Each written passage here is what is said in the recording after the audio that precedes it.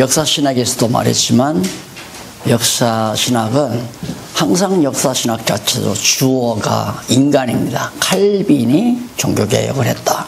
루터가 했다. 또 교황 메세가 이런 식으로 해서 전부 역사 실제 주역이 인간으로 전부 만들어 놨거든요. 주어를. 그러니까 그건 기독교 역사관이 아니죠. 역사신학을 하려면 주어를 어디까지나 하나님으로 하고 하나님께서 역사를 주관하시니까 하나님께서 칼빈을 통해 이러든가 또 루터를 통해 안 그러면 쭝글리를 통해 이렇게 해서 역사 기록을 해야 이제 기독교 역사신학이 되는 거고, 그리고 그 역사적인 사건, 팩트죠. 그 사건의 의미가 뭔가, 종교개혁사가 나오면 종교개혁을 했다 했을 때 종교개혁을 시킨 하나님의 의도가 뭔가, 그 의미죠. 역사의 의미. 그걸 설명하는 것이 이제 하나님을 알게 하는 하나의 중요한 역사신학이 되는 거죠.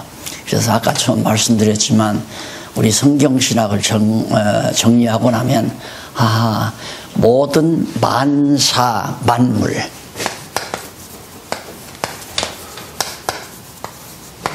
만사 만물이죠. 만물, 모든 일이나 만 가지 일이나 만 가지 모든 물질, 만사 일이나 물질, 그러니까 만사 만물을 다 하나님이 주관하신다 했을 때, 만사를 주관하시면 역사를 주관한다는 얘기 아니에요. 만사를 주관한다는, 만물을 주관한다는 것은 우주 운행과 생성, 모든 생물의 생성 다 하나님이 주관하신다는 거고, 하나님이 하신다. 그래서 우리가 강론을 공부해 봤지만 강론 중에 구약은 항상 초기만, 창세기 초기만 하나님께서, 주어가 하나님께서 나오죠. 그리고 조금 지나가면 2, 3장 지나가면 여호와께서, 이게 계속 구약 성경 다 이제 그 강론할 때까지 주어가 여호와 하나님으로 그렇게 딱 정의가 돼요. 신약에 딱 건너오면 복음서는, 사복음서는 예수께서 이렇게 나오죠. 예수께서. 그리고 그 다음 사도행전 이후부터는 성령께서, 주어가 성령께서. 성령도 예수님도 여호와 하나님도 다 하나님 안에 한 분 하나님.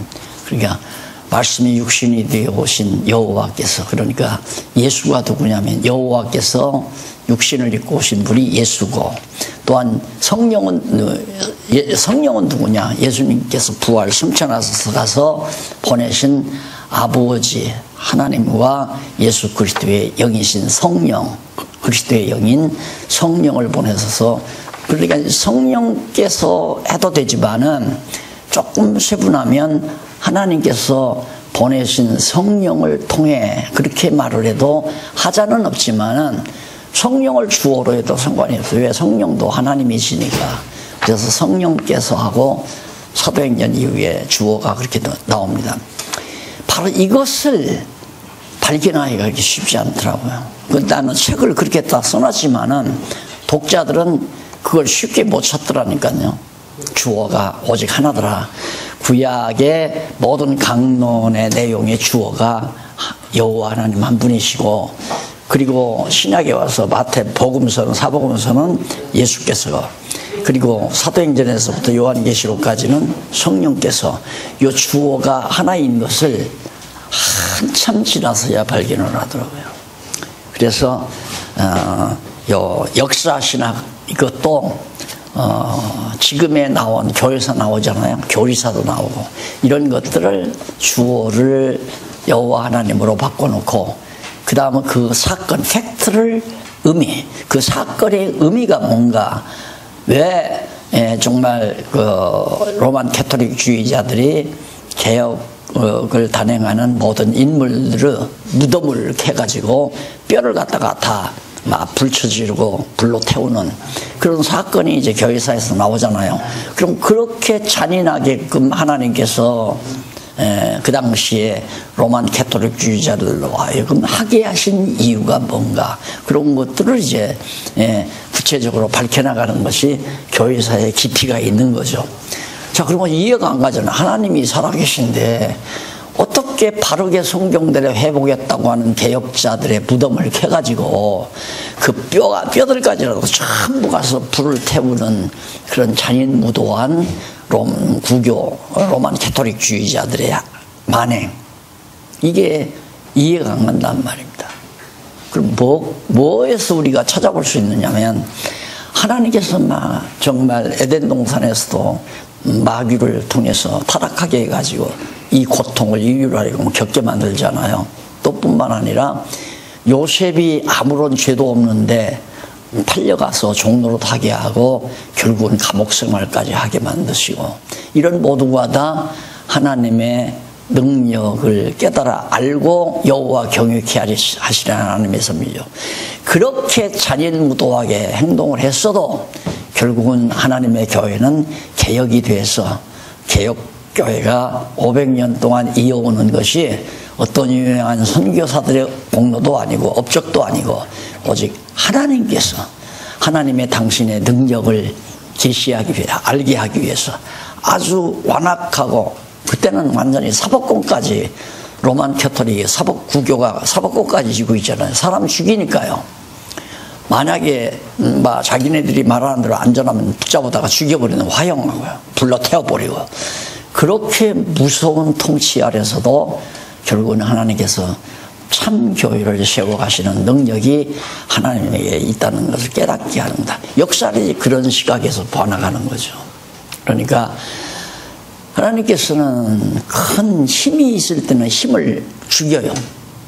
인간적으로 볼 때, 인간 역사에서 힘이 있다 하면 그걸 죽여요. 왜? 힘있게 해서 일을 이루어지면 그건 자기가 했다고 그러니까. 그러니까 하나님께서 힘 있는 것을 꺾어버리고 힘없는 자, 약한 자를 들어서 강한 자를 부끄럽게 해야만이 하나님의 능력 드러나잖아요. 그것이 하나님의 섭리니까 그런 섭리의 원리 따라서 역사를 해석해 나가야죠. 기독교 역사 신학이라고 하는 것도 결국 하나님을 증거하는 것이지, 사건 자체 몇 년도에 누가 뭐라고, 몇 년도에 누가 뭐라고, 이걸 기록하는 것이 역사 신학이 아니다. 그게 아주 미숙한 거죠. 그러니까 우리가 신학교에 가서 그 비싼 등록금 내고 4년 내지 7, 8년 동안 고생했던 거 다 별것도 아닌 거, 다 미숙한 거, 그 돈 내고 다 공부해 온 거란 말입니다. 그런데 오늘 우리는 4년 동안 매일 나온 것도 아니고 일주일에 한 번씩 나와서 완전히 대박 난 거 아닙니까? 이 대박이라고 생각하시면 참 좋겠는데, 이거 끝나고 나면 대박 터졌다고 생각을 안 하시면 나도 맥이 풀리죠. 쭉 들어가는 동안 대박 소개해 드렸는데 진짜 대박 아닙니까? 그럼 실천신학도 마찬가지입니다. 실천신학도 이렇게 해라, 이렇게 해라. 실천신학에서 내가 기억나는 건 강단을 높여라, 이건 기억나고, 그리고 절대 성경 본문을 길게 잡지 말아라. 아주 짧게, 그렇게 해서 쇼킹하게, 길게, 설교도 길게 하지 말고 아주 기억에 남도록 탁 그렇게 메시지를 던져라, 그런 얘기. 그 다음 또 하나는 뭐냐면, 가족이 죽으면 목사가 직접 염을 해라. 탁 벗어붙이고 염을 해라. 이것이 다 교회를 부흥시키는 하나의 방법. 그런 것이 목회학이에요, 쉽게 말하면. 그래서 나도 순진해가지고 교회 개척하자마자 제가 염을 했잖아요. 생전해보지도 않은 염을. 야, 그 권사님 한 분이, 이렇게 사시는 권사님 한 분이 딸 밑에서 사시는데 그 손자들이 몇 있어요. 근데 다 교회를 나와요. 그 권사님이 매일 새벽마다 나와서 기도하시다가 이제 연세가 드셔서 자리에 누우셨는데 그냥 욕창이 생긴 거예요. 등에 막 욕창이 생겨가지고 운명을 하셨는데 가니까 방바닥에 흘러요.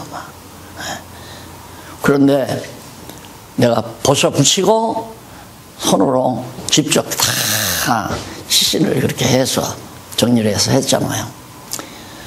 그러니까 거기는 다 가족이 믿으니까 좋았어요. 그런데 그 다음에 또 가족들이 별로 아들들도 안 믿고 안 믿는데 부모가 돌아가셨어요. 한번 했죠. 딱. 그러니까 야, 그 다음 주일부터 온 가족이 쫙 나오는데 야, 정말 목회하기로 진짜인가 보다. 그렇게 해가지고 했는데 그 다음 한 6개월쯤 지나니까 안 나와요. 왜 안 나온다느냐고 구역장한테 물으니까 이제 뭐 나갈 만큼 나가잖아요.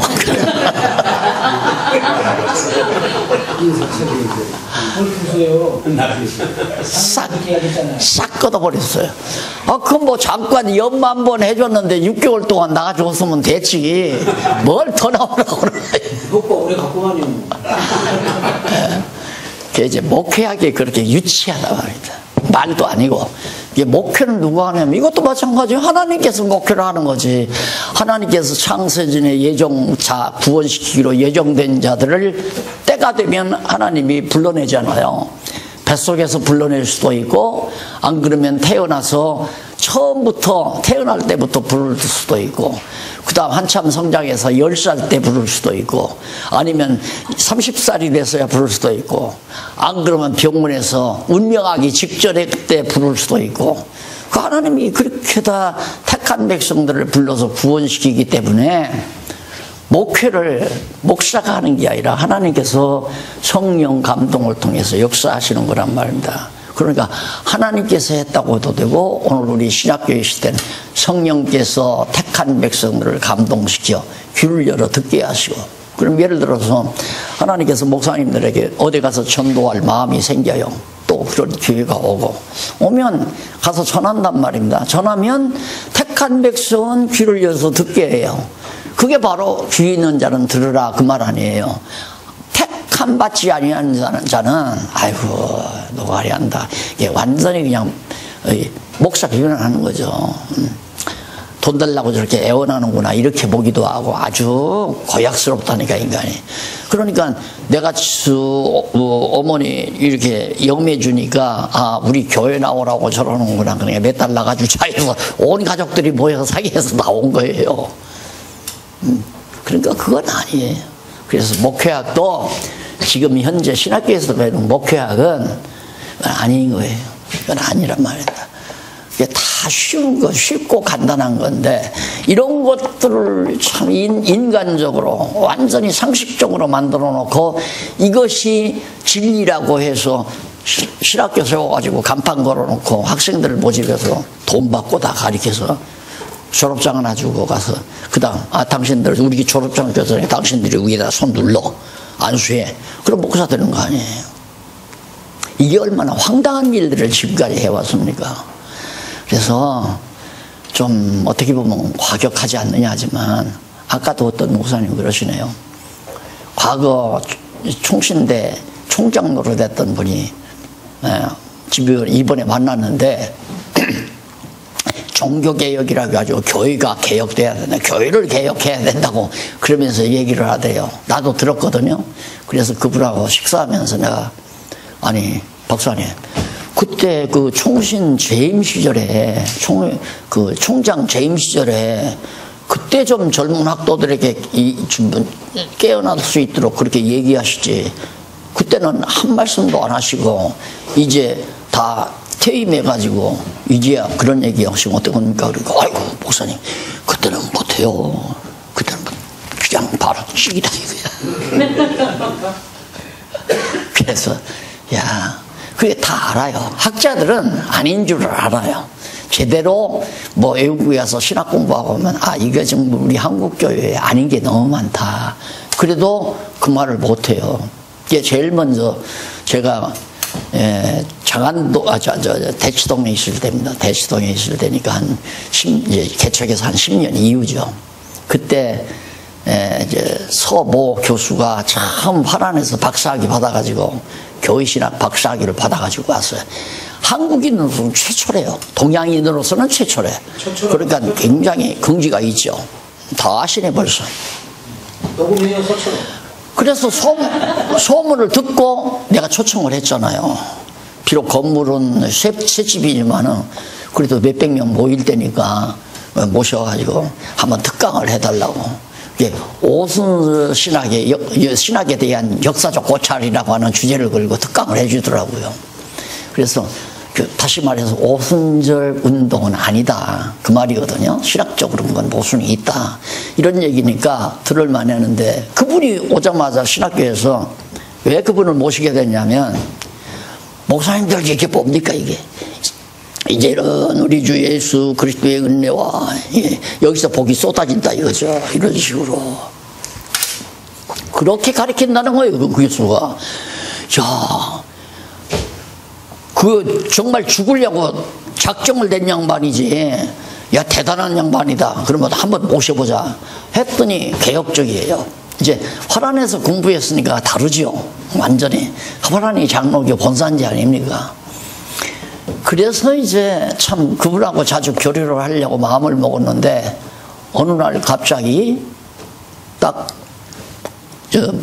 개혁신학연구원을 사표를 내고 총신으로 영입해 가더라고요. 대단한 학자니까 총신에서 데려간 거예요. 그게 개혁파에서는, 개혁신학에서는 그걸 놓친 거죠. 데려갔는데 거기 가서는 어림도 없죠. 이 말을 어떻게 해요? 못하고 자꾸 머리가 이미 돌아가는 거예요. 딴 데로. 그럴 수밖에 없어요. 그때가 그분이 나이가 50대 중반쯤, 50대가 넘었는데, 그 나이까지 죽도록 돈만 들여서 공부하고 고생만 했는데, 그 박사학위 받아가지고 한국에 왔으면 이제 먹고 살아야 되잖아요. 근데 거기서 한번 잘리면 끝난단 말입니다. 그러니까 바른 소리 못하는 거죠. 이게 학자들은 다 알아요. 어떻게 뭐가 어떻게 잘못됐다는 것도 알지만 말을 못하는 거죠. 근데 나는 학자가 아니니까 말을 하는 거예요.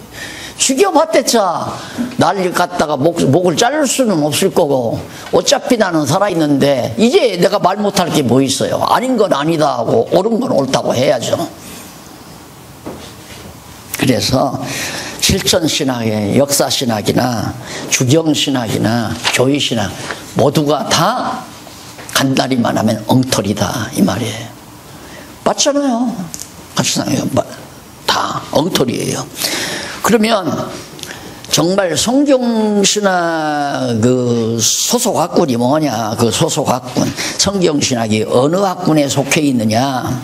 거기 보면 첫 절에, 첫문 절에 보면 전통적인 성경신학은 위에서 두 번째로 밝힌 바 있는 주형신학 학군에, 그러니까 이 말은 비브리칼 데올로지, 성경적 신학이라고 하는 박연선 박사가 우리말로 쓴 그 신학은 주경신학에 속해요. 그러니까 성경을 해석하는데 노아 방주를 어떻게 해석해야 되느냐, 노아 홍수를. 그래서 노아 홍수에 대한 구체적인 이론이 쭉 펼쳐지죠. 그러면 성경을 해석할 때 노아 홍수 사건이 나오면 그 홍수 사건은 이렇게 신학적으로 해석하면 된다. 이제 이런 걸 아주 그 성경 가운데서 주요한 그런 매듭처럼 되어진 중요한 개념들을 들어서 이제 논증해 놓은 그런 것이 성경신학이 비브리칼 데올로지니까 당연히 주경신학에 속하잖아요. 자, 그러면 그 일반 전통적인 것은, 그러나 이제 그러나는 그 두 번째 제목 아래로 다섯 번째 뒷부분에 보면 나오잖아요. 그러나 필자가 지창하는, 그러니까 제가 지창하는 비브리칼 데올로지가 아니고 거기 더 바이블 데올로지 나오잖아요. 더 바이블 데올로지는 주경신학을 보조하는 신학이 아니라, 그러니까 앞에서 말한 비브리칼 데올로지는 주경신학의 보조자료지만은 제가 지청하는 더 바이블 데올로지는 보조자료가 아니라 주경신학 자체가 성경신학을 위한 하나님의 보조신학, 하나의 보조신학인 것이다. 왜 그러냐면 아까 말씀드렸잖아요. 문법, 역사, 그 다음에 신학. 그러니까 우리 이제 마지막 이 의미 분석이라는 게 여기 나오거든요. 의미 분석의 신학적 해석이라야. 그러니까 거듭 얘기 말씀드리지만은 요셉이 요셉이 꿈을 해석해서 야곱 가족을 다 구원했다. 이 말은 틀린 얘기예요. 그 말은 기존 신학의 주경 신학에서는 맞는 얘기지만 주경 신학에서는 그 말이 요셉이 하나님을 잘 경외함으로 지혜를 주어서 바로의 꿈을 해석함으로 가족들을 다 구원할 수 있는 길을 열었다. 그 말 틀린 데가 하나도 없죠. 주경 신학에서는. 그러나 성경 신학적 입장에서는 본질적으로 틀려버린 거예요. 왜? 주어가 바뀌니까. 주어가 되면 하나님께서 당신의 언약을 이루시기 위하여, 다시 말해서 야곱 자손들이 생육하고 번성하기 위해서 망하지 않게 하려고 흉년에 애굽에 가서 그 자손들을 보호하기 위해 미리 하나님께서 요셉을 애굽으로 보냈다. 이래야 맞는 얘기 아니에요. 그러니까 지금까지 이제 목사님들이 설교하면서 사신 거는 바로 여기서 하는 거라면 전부 다 사람에게 돌리잖아요. 요셉이 이런 것처럼 우리도 그래야 됩니다. 바울이 이런 것처럼 우리도 이렇게 사셔야 됩니다. 또 무슨 베드로가 이런 것처럼 이렇게 살아야 됩니다. 이렇게 인물 설교 나오죠. 인물 설교예요. 사람 인물 돼가지고 그게 전부 사람이 한 거니까 우리도 그렇게 할 수 있다 이 말이거든요. 그게 전부 다 인간 자유의지를 전제로 한 얘기니까 하나님의 주권과는 전혀 먼 거죠. 거기에다가 우리는 주어를 가득 잡아다 넣고, 여기 이거 하려면 주어를 교체하고 그 다음 의미를 부여하면 돼요. 의미 부여. 왜 요셉이 애굽에 팔리게 하셨나 하나님께서. 그럼 하나님께서 당신이 여호와임을 계시하기 위하여 그 안에 그 말을 하려면 이제 한참 설명을 해야죠. 언약대로 이루시려니까 이미 아브라함에게 언약하시고 그 언약을 이루기 위하여 이방에 가서 종로로 달게 하려고 요셉을 먼저 애굽으로 보냈고, 그리고 야곱 자손이 다 애굽으로 들어오게 만들고, 그렇게 해서 400년 종살이 한 거 아니에요. 너무 분명하잖아요. 이렇게 여러분들이 성도들에게 자꾸 말하다 보면 성도들이 신기하다 정말. 신기란 말은 뭐냐면 이 신기, 이 하나님의 기운을 느낀다. 신기하다. 이것도 또 신기하다. 기적적이다 이 말이에요. 신기하다. 예, 신기술. 아주 정말 신적인 기적인 것 같다 모두가. 정말 요셉이 애굽으로 팔려가, 진짜 하나님 살아계시네. 그럼 요셉이 애굽으로 팔려간 사실 하나만 가지고도 여호와 하나님 살아계신 거 확정이 되잖아요. 그래야 믿음이 생기죠. 사람들이 자꾸 믿음이 자라나지 않는 것은 믿음의 대상인 여호와 하나님께 대한 신임이 안 되는 거예요. 우선 살아있는지 없는지를 모르는 거야. 오래 가면 오래 갈수록 더 그러는 거죠. 새벽마다 나와서 하나님 아버지요, 우리 남편이 하는 사업이 자꾸 기울어져 가니까 주여 불쌍히 보셔서 정말 내년에는 좀 일어나게 해주시옵소서. 그 제목 가지고 계속 2년 3년 기도를 했는데 여전히 더 찐바닥 사업이 자꾸 줄어들어요. 그러면 의심이 생길 수가 있죠. 이거 하나님 살아계신가. 그러니까 방향을 잘못 정해놓고 기도한다는 것부터가 믿음을 자꾸 약화시키는 결과를 가져오는 거예요. 기도 자체의 방향이 제대로 되면 약해지는 거 아니죠. 하나님의 선하신 뜻을 이루기 위해서는 요셉이 애매히 고난도 당하고 팔려가기도 하고 종로로 가기도 하고 감옥 생활도 하고 그러는 거구나. 그러니까 하나님께서 정말 당신의 선하신 뜻을 우리에게 두고 우리를 인도해 가실 때 때로는 사업이 망하기도 하고 가업이 기울어지기도 하고 질병이 올 수도 있고 이러니까 해석이 되잖아요. 하나님 살아계신 건 성경을 통해서 확실히 되고, 그럼 나에게 왜 지금 이 질병이 왔나, 우리 가정에 왜 우환이 왔나, 그거 내가 설명 안 해도 다 알아요. 그러니까 목회하면서 신방 와달라 소리를 안 들어보고 목회를 했다니까요. 하나님 말씀만 가리키니까 자기들이 다 해석을 해요. 그냥 나 안 가도. 그래서 믿음이 흔들리지 않고 견고하게 자라나게 된다. 그래, 바로 이 부분 다시 한번 꼭 주어를 바꾸고 지금 있는 모든 내용 중에 이 역사적 해석 가운데다가 주어를 하나님으로 바꾸고 하나님의 의도를 설명을 해줘라. 왜 그렇게 했는지 하나님께서. 그렇게만 하면 그건 성경 강론이 돼요. 그러니까 설교를 성경 강론으로 바꾸는 주어 바꾸고 의미 부여만 하면 여기서는 의미 부여가 안 되잖아요. 여기서 의미 부여가 안 되니까 여러분 요셉이 형들이 팔아먹었습니다. 그러면 이 장면을 읽고 여러분 그렇게 형제를 미워하고 살면 안 됩니다. 형제끼리 위에 이렇게 살아야지. 이런 얘기밖에 안 되는 거죠. 그렇게 되면 이제 도덕적 설교가 나가는 거고 윤리 설교가 나가는 거고 쉽잖아요. 이제 들어보니까 강론과 설교가 가장 중요한 것이 다 빠졌잖아요. 주어가 얼마나 중요해요. 문장을 바르게 보려면 주어를 정확하게 해야죠. 이걸 정말 틀렸다고 할 성도가 누가 있어요. 아무리 초보자라도 이건 틀렸다고 안 해요. 의문요열 맞구나. 그래서 그랬구나. 이런 탐복이 성도. 그래서 이렇게 성경을 강의하다 보면요 이래요. 이러고 있어요, 성은. 맞다. 그러니까 그럴 때마다 고개 끄덕끄덕 할 때마다 속 사람의 믿음이 쏙쏙쏙쏙 자라나잖아요. 콩나물에 물 주면 콩나물이 아침 저녁 자꾸 자라나듯이 우리 회장님 끄덕끄덕하네. 박 목사님은 끄덕끄덕 안 하는 건데.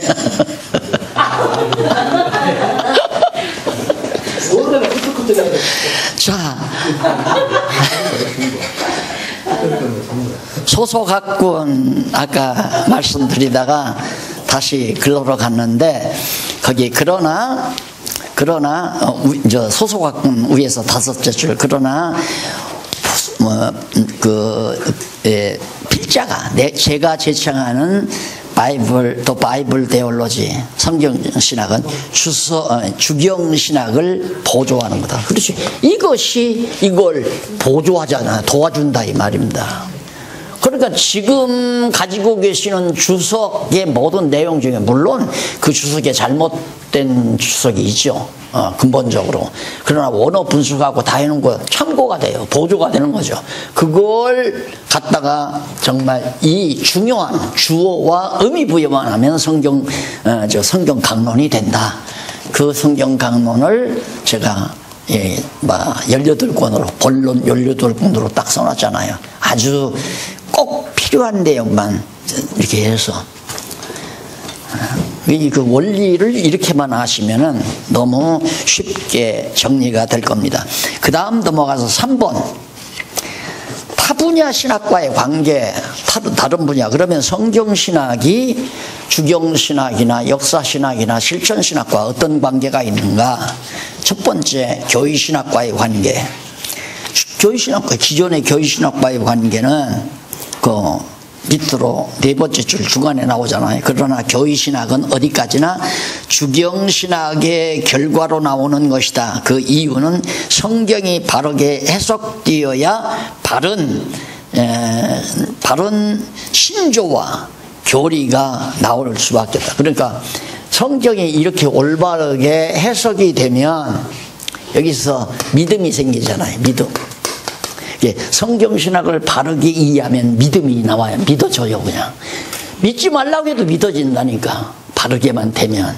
그럼 믿음이 나오면 이걸 믿음의 조항을 신조라고 그래요. 이 해석이 되면 믿어지니까 믿어지는 조항을 신조라고 그러고 그 신조를 구체화하는 걸 교리라고 그러고 교리를 좀 더 한문화하는 것을 교의신학이라고 그러잖아요. 교의신학. 그러니까 교의신학은 예를 들어서 제가 기독교 가치론, 기독교 행복론, 아니면 성경적 기독교 이런 모든 것들이 교의신학적 방법이죠. 어떤 하나의 주제를 딱 놓고 그걸 서론, 본론, 결론 딱 맺어서 논리적으로 정리하는 게 이제 교의죠. 성경신학은 성경 자체가 가지고 있는 논리에 따라서 하나님을 증거하는 것이 성경신학이라고 한다면 교회신학은 이제 그런 방법으로 만들 수 있는 거예요. 그러니까 이렇게 되는 거죠. 이제 성경신학이 완료가 됐으니까 아까 서문에서 말한 대로 신학이 다시 성경신학이 확립돼야 된다. 교회가 바르게 되려면. 그리고 두 번째는 이제 그것만 확립되는 게 아니라 신학교육이 개혁돼야 된다 이거예요. 지금 같은 신학교육은 이렇게 엉터리 같은 기존의 신학적 과목 가지고 학생들 가르쳐 놔봤댔자 잘못하면 다 직업군이 되고 말아요. 그냥 자기도 안 믿어지는 소리 그냥 착 갖다가 이것저것 섞어서, 그러니까 이 집 저 집 가서 밥 얻어다가 같이 그냥 솥에다가 비빔밥 만들어가지고 막 퍼먹이는 거죠. 예. 영양 이거 조절도 안 하고. 그러니 우리가 음식 같은 음식도 못 먹고 막 여기서 주워들은 소리 저기서 주워들은 잡지 같은 얘기책들을 잔뜩 주워 모아가지고 그걸 막 비벼가지고 먹여놓으니까 영혼들이 제대로 영양가 있게 클 수가 없잖아요. 하나님을 알려주는 것이 최고의 영양가인데 진짜 영양가는 빼버리고 전부 세상적인 상식만 자꾸 상식적인 것만 늘어난단 말입니다. 그래서 이제 과제가 신학교육의 개혁이거든요.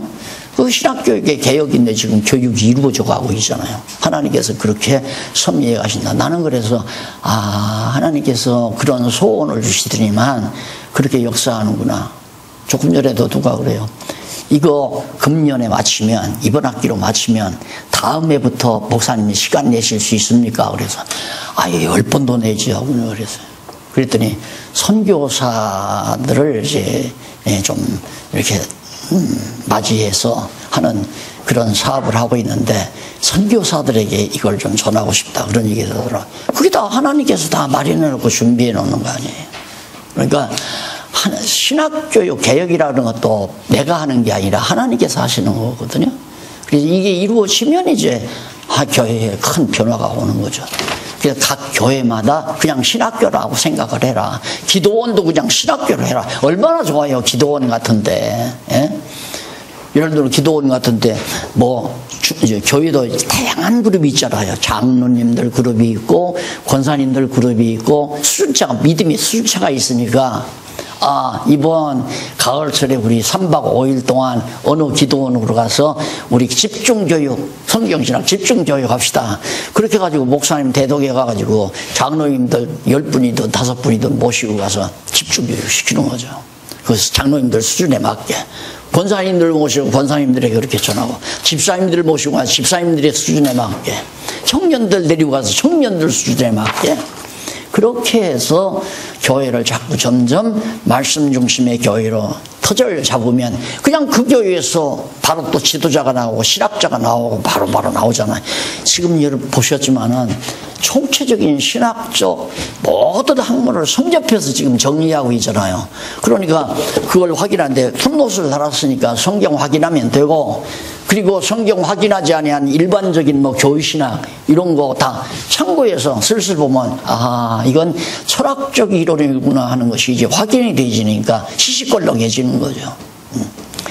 제가 도서관을 만들려고 지금 책을 아마 상당히 조그만 공간 속에 꽉 차게 거의 차 있게 책을 수집을 했는데 아마 봐도 그거 구태여 만들 거 없을 것 같아요. 만들 거 없을 것 같아서 지금 장로님들하고 상의해서 그냥 쓸만하지 못한 건 다 버려버리고 사전류 그리고 주석류는 참고할 수 있으니까 그런 건 남겨놓고 그냥 다 버릴까 이런 생각을 하고 있어요.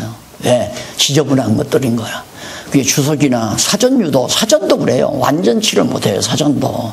하나님의 언어를 인간의 언어로 표현한 건데, 인간의 언어로 표현한 걸 그냥 하나님의 언어처럼 그냥 사용해버리니까 이해가 안 가는 거죠. 철학에서 로고스라고 하는 말을 그건 본질, 원리 이런 뜻이거든요.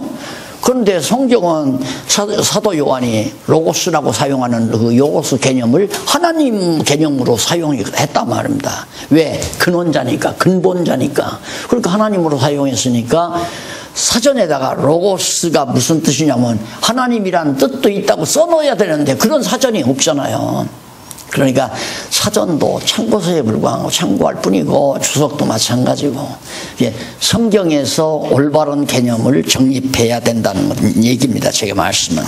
그래서 바로 주경신학과의 관계, 아까 말씀드렸잖아요. 그 밑에 보면 주경신학과의 관계 나오는데 요거 이제 교의신학은 이렇기 때문에 성경신학을 바로 정말 깨달아가면 교의신학은 자연스럽게 부산물로 얻어진다 이 말이에요. 얼마든지 쓸 수 있죠. 야, 기독교 경제관을 써봐라. 그러면 교의신학적으로 기독교 경제관, 그래 크리스찬 경제관 이렇게 해서 책을 써도 어떤 일이 나오죠. 아주 깔끔하게 나오잖아요. 이게 경제적인 이론을 섞어가면서 이게 서로가 소통이 되는 언어로 사용해가지고 쓰면 기독교 경제관이란 하나님의 소유를 하나님 배워가기 위한 하나의 교재로 각각에게 분량 따라 나눠준 거 아닙니까? 어떤 사람에게는 1억짜리 아파트, 어떤 사람에게는 3억짜리 아파트, 어떤 사람에게는 한 달에 50만 원씩, 어떤 사람에게는 한 달에 500만 원씩 이렇게 각각 하나님이 맡겨준다. 이제 이런 관념으로부터 시작이 되면 나는 하나님의 청지기로구나. 왜 청지기 시켰을까? 그 일을 하면서 여호와 경유하기를 배우라고. 이제 이런 방법으로 이제 경제학을 쓸 수가 있는 거죠. 예술도 마찬가지고 인문학도 마찬가지고. 그래서 내가 전도서 같은 건 인문학의 정수라고 그랬잖아요. 이게 다 교의신학 분야란 말입니다. 그걸 얼마든지 해나갈 수 있기 때문에 부산물이에요. 성경신학의 부산물, 교의신학은. 그러면 역사신학은 뭐냐? 그것도 마찬가지죠. 역사신학도 하나님께서 성경신학을 통해서 깨닫게 하시는 하나님이 주관해 가시는 일반 역사, 일반적인 역사. 그러니까 요한계시록은 예언된 거지만은 실제 사실 역사 일반 각 5대 양육대도 지구상에서 이루어지고 이런 모든 역사는 일반 계시거든요.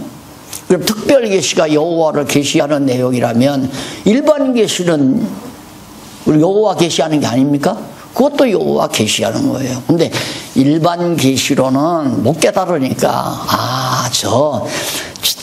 정말 아에스 두목 고약한 놈이 결국에는 나쁜 짓을 하다가 이번에 자폭했다. 신문에 그렇게 나와요. 그러면 맞다. 나는 틀리다. 나는 틀리다고요. 왜? 자기가 아에스 두목이 자기가 자폭한 게 아니에요. 역사를 주관하시는 하나님께서 바로 이 시대에 여호와 경외하기를 택한 백성들로 하여금 깨달아 알게 하기 위해서 그로 하여금 자폭해서 죽게 하셨다. 이 정확한 문장 아닙니까? 이렇게 역사를 보고 나가야. 갑자기 친구놈이 돈 500만 원 빌려달라고 해서 믿고 빌려줬더니만 이 자식이 그냥 먹고 튀어버리고 말았다 이거야. 온데간데도 없이 연락도 없고 이 새끼 나쁜 놈이다. 배신자 같은 놈, 의리 없는 놈하고 막 골치가 아프고 괴롭고 500만 원 그거 얼마나 중요한 건데 이렇게 다 쓰려고 준비해 놓은 건데 그래서 괴로워하고 고통스러워하고 막 분노해하고 이 새끼 잡히면 콩밥 좀 먹여야지 이런 악한 생각만 하고 살잖아요. 그런데 역사를 바르게 우리가 해석할 수 있으면 하나님께서 내게 맡겨놓으신 500만 원을 잠시 친구를 통해서 옮겨가셨다. 그게 욥기에 나오잖아요. 욥에게 재산을 하나님이 많이 맡겨놓더니만 그래도 하나님을 잘 경외하니까 너는 연단을 통해서 더 많이 줄게.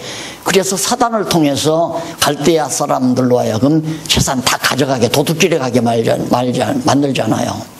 그러니까 욥은 얼마나 해석을 잘해요.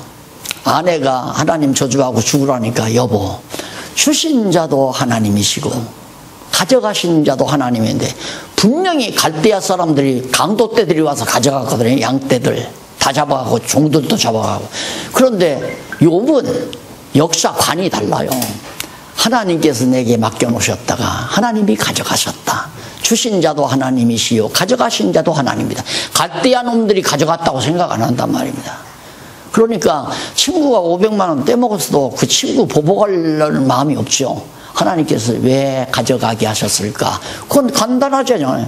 가져가게 하셔야 또 주시면 하나님이 주시는 줄을 깨닫고 경외케 하려고. 그리고 요백에 값줄 더 줘버리잖아요.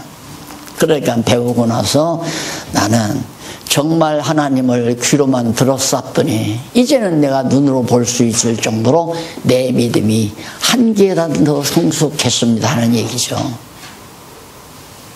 정리되죠? 세상 편안해져요. 그냥 억지로 뭐 그렇게 하려고 내가 말한 대로 억지로 하려고 하는 게 아니라 성경 신학을 통해서 하나님이 어떤 분이신 줄 알고 나면 그냥 그렇게 돼져요. 그래, 그러니까 믿지. 안 그러면 그걸 억지로 어떻게 하겠습니까?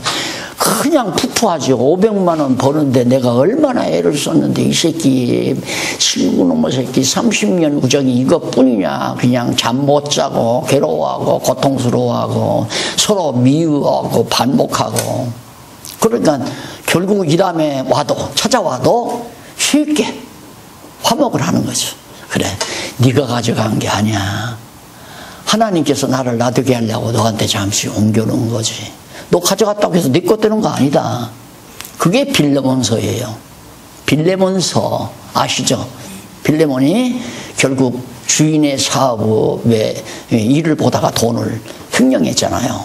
그래서 손해가 나니까 감옥에 집어넣었죠. 빌레몬이 감옥에 들어갔단 말입니다. 근데 감옥 안에서 바울을 만나가지고 돌아섰잖아요. 돌아서서 생각하니까 정말 너무 좋으니까 바울이 빌레몬을 다시 오네시모를 자기 신보 복음 전하는 동역자로 삼고 싶었던 거예요.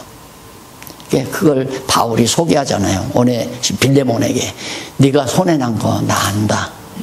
그렇지만 이 오네시모가 이제 마음을 바꿔가지고 복음을 위해서 같이 동역할 그런 동역자니까 너 빌레몬도 나와 하는 복음을 위한 동역자고 오네시모도 과거에는 못돼 너를 손해봤지만은 이도 역시 복음을 위해서 동역자가 될 자니까 네가 용서하고 형제로 받아들여라. 이런 얘기거든요. 동역자로 받아들여라. 만약에 돈 때문에 그렇다면 그 돈 나한테 청구해라. 그러면 나도 너한테 청구할 것이 있다. 내가 돈 한 푼 안 받고 너한테 이 정말 대박 되는 이 복음을 너한테 전했으니까 그 돈 다 대라. 이런 식의 내용이 바로 빌레몬 사람은 나 그거 읽고 정말 너무너무 그러니까 여호와 하나님이 믿어지면요 원수가 없어요. 순간순간 육신의 생각이 돋으면 아이고 나쁜 놈 이놈 새끼 배신자 같은 놈 하다가도 내가 왜 이러지? 그러면 내가 괴롭잖아요. 내가 왜 이렇게 마음이 불안한가? 육신의 소욕이 나게 틈탔구나. 이걸 깨닫는 순간 사르르르 녹아져 버려. 미운 사람도 사라지고 미운 사람도 없어져 버리고 증오심도 원수 갚으려고 하는 그런 마음도 사라져 버리고 이 대단한 겁니다. 하나님의 말씀의 능력이라는 게 정말 너무너무 놀라워요. 그래서 정말 이런 놀라운 역사가 우리 목사님들을 통해서 한국교회에 좀 정말 번져갔으면 가루그릇에 정말 누룩이 번져가듯이 그렇게 번져갔으면 하는 기도하는 마음으로 여기를 오며 가며 4년을 했습니다. 네. 내가 욕심이 있어서 기도한 것도 아니고 하나님이 하세해 가시는 일을 내가 알기 때문에 그렇게 기도하며 어구간 기도가 하나님 절대 저버리지 않으리라고 생각을 해요. 번져간. 천국이 뭡니까? 가루그릇에 누룩이 들어가서 전 가루를 다 정말 이렇게 누룩으로 번지게 만드는 그게 바로 천국의 비유로 나오잖아요. 실천신학도 마찬가지고요. 실천신학도 이렇게 너희들이 목사 너희가 이렇게 해라 강단을 높여라 무슨 또 정말 어떤 목사는 나한테 그러더라고요. 내가 목회하는데 한 수 가리키는 거 뭐냐니까 성도들은 남을 비난 잘한다고 해요. 뭐 그냥 사과 하나 사가지고 한 괴짝 사가지고 오고 뭐 하면은 뭐 기도해 준다고 이제 맞아드리면 앉아서 조곤조곤 맞아드리면 아유 목사님 아무개 집사 때문에 정말 못 살겠어요. 그 집사가 얼마나 나를 욕하고 돌아가는지 몰라요. 그러고 얘기하들랑 거기서 막 그 집사를 책망하지 말고 그래? 나 그 집사 그런 줄 몰랐네. 그 집사 참 나쁜 사람이구만. 이렇게 맞장구를 쳐주라는 거예요. 그러면 좋아한대요. 왜? 자기 편인 줄 알고. 그런데 그 말을 듣고 딱 보니까 아, 당신 사기꾼이구나. 내가 그랬어요. 사기꾼이라. 나는 그렇게 안 해요. 누가 와서 혹시 요즘 그런 사람도 없지만 누가 와서 딴 말 하잖아요. 그러면 사람인데 육신 있는데 다 당연하잖아. 육신 소욕을 가지고 있으니까 순간순간 그런 얘기 할 수 있는 거야. 집사님은 안 그래? 그러면 아무 소리 안 해요. 아, 집사님도 그러잖아. 그러니까 나한테 와서 누구 비난하는 사람이 없어. 가서 얘기해보세요. 뻔하니까. 예. 그러니까 다 사라져가는. 내 말이 맞는 얘기 아닙니까?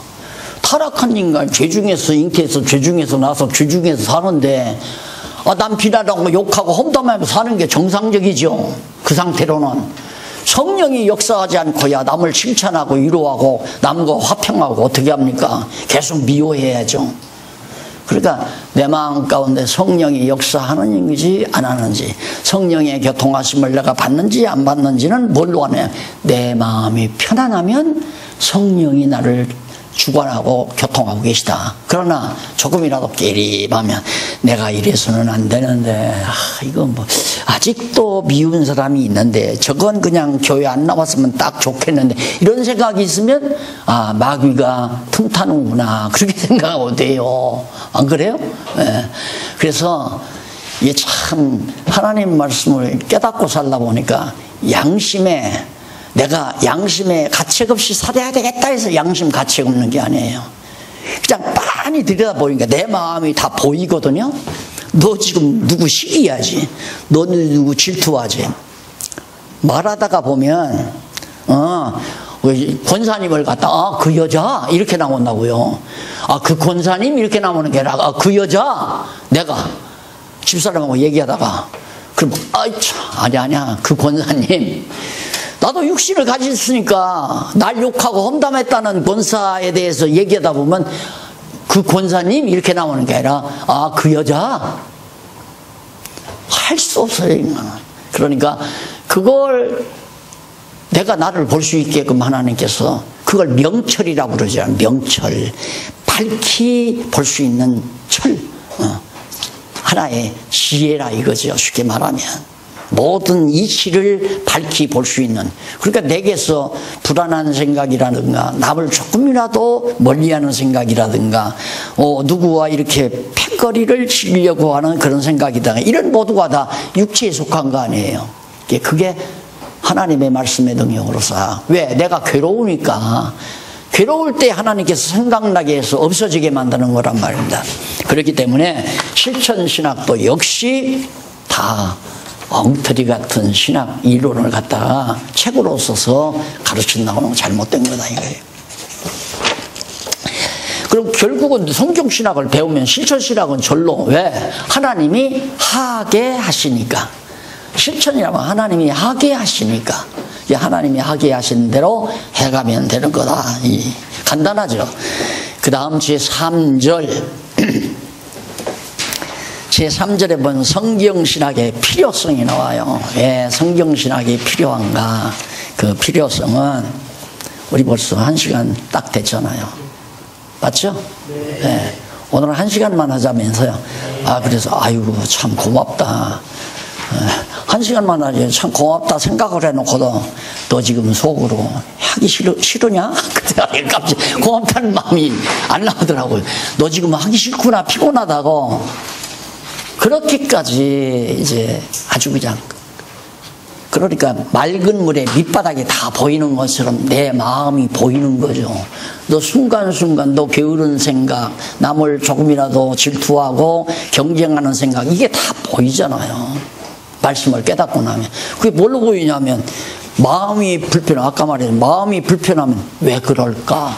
그러면 벌써 육체의 소욕이 되게 틈탔기 때문에 불안하고 마음에 평안이 없고 분노가 일어나고 그다음 점점 얼굴에 혈기가 올라오고.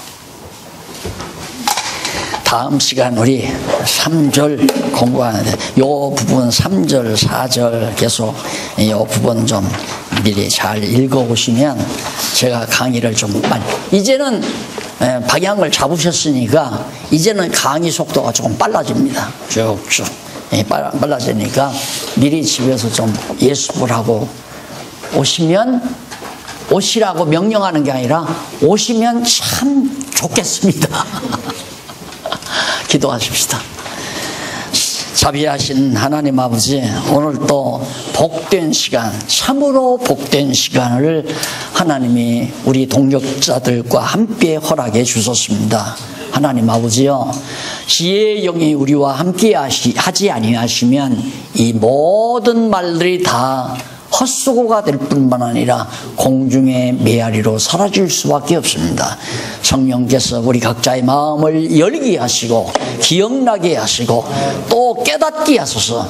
믿는 것과 아는 것이 하나 되어 우리 모두가 다 아름다운 주님의 나라를 위해서 한 마음 한 뜻으로 섬겨나가는 슬기로운 종들 되게 해 주시옵소서.